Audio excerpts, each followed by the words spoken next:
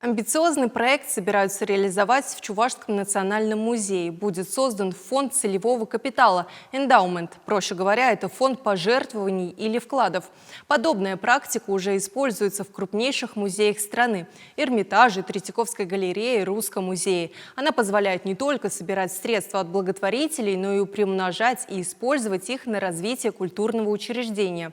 Подробнее о том, что же кроется за сложным английским словом, расскажет Наталья Егорова.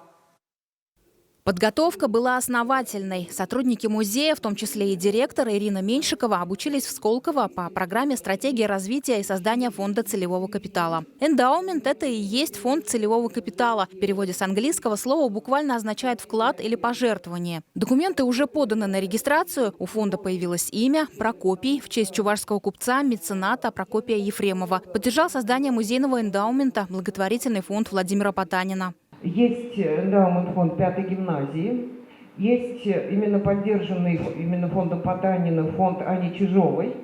Но культурный эндаумент, конечно же, первый мы создаем.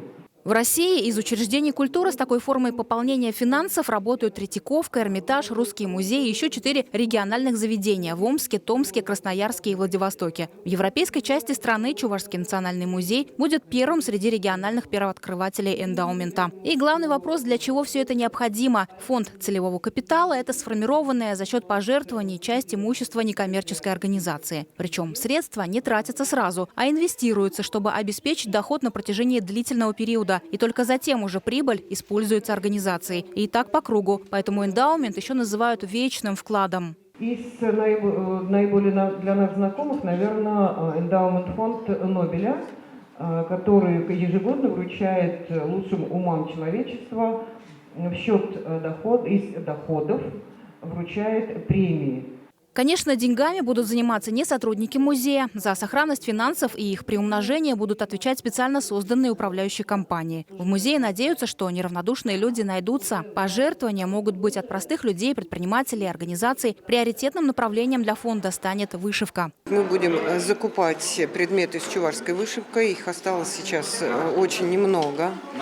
Они будут направлены на поддержку мастеров, победителей конкурсов, может быть, и, конечно же, на развитие национальной школы чувашской вышивки. Так, в скором будущем в школу чувашской вышивки при музее планируют приглашать не только мастеров из республики, но и других регионов. Рассматривают и возможность поддержки молодых дизайнеров, создающих коллекции на национальную тематику. И обязательное требование. Для того, чтобы эндаумент фонд получил официальную регистрацию, до конца этого года он должен собрать минимальную предусмотренную законом сумму – 3 миллиона рублей. Наталья Егорова, Вадим Владимиров, Вести Чувашия.